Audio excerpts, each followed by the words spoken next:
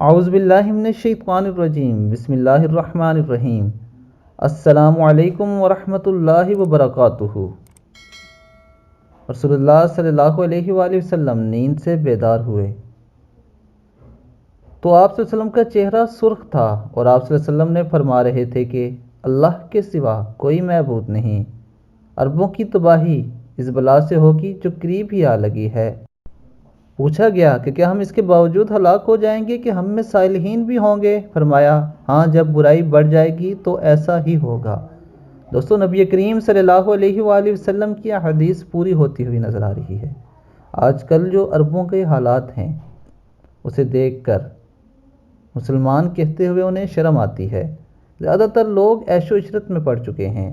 ایک طرف مسلمانوں کو موت کی گھاٹ اتارا جا رہا ہے اور دوسری طرف عرب انہی لوگوں کے ساتھ معاہدے کر رہے ہیں اپنے بزنس کے۔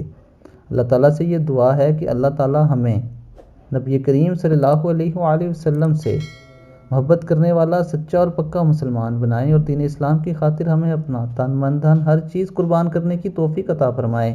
السلام علیکم ورحمۃ اللہ وبرکاتہ۔